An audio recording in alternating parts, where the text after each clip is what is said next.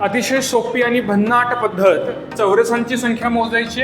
परीक्षेमध्ये असला प्रश्न आला तर नेमकं काय करायचंय बघा. चौरस म्हणजे दोन्ही बाजू किंवा चारी बाजू म्हणून आपण समान असतात, लांबी आणि रुंदी समान असते.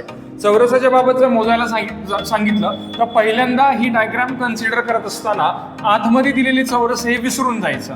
बाहेरची जी आकृती आहे याला नंबरिंग करा. इथपासून 1, 2, 3, 4 आणि 5. सेम पद्धतीत उभी नंबरिंग करून घ्यायचंय. 2, 3, 4 आणि 5. आता या केसमध्ये या ठिकाणी महत्वाचा मुद्दा, जो मोठा आकडा आहे शेवटचा, या दोघांना एकमेकांशी गुणायचं. 5 गुणिले 5, 4 गुणिले 4 अधिक करायचे. 4 गुणिले 4 अधिक 3 गुणिले 3 अधिक 2 गुणिले 2.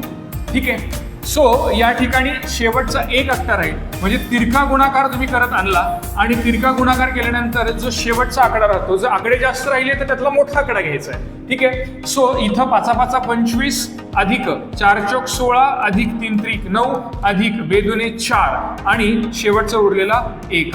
मग या ठिकाणी यांची जर बेरीज मारली तर या ठिकाणी 16 9 25 25 50 50 अधिक 5 या ठिकाणी काय असेल 55. मात्र एवढीच आकृती नाहीये, याच्यामध्ये मध्ये सुद्धा काय आहेत, या ठिकाणी चौरस आहेत. मग मधल्या चौरसांना सुद्धा नंबरिंग करून घेतलं. 1 2 1 2. सो 2 दुणे 4 आणि 5. सो इथला 5, इथला 5, इथला 5 आणि इथला 5चा भाग असे मिळून 5 चौक 20चा भाग. सो या ठिकाणी 55 अधिक 20 या ठिकाणी 75 तुमची टोटल झाली. हा व्हिडिओ कसा वाटला हे मला कमेंट सेक्शन मध्ये कमेंट करायला विसरू नका आणि चॅनलवरती नवीन असल्यास सबस्क्राईब करायला विसरू नका. So lastly thanks for watching.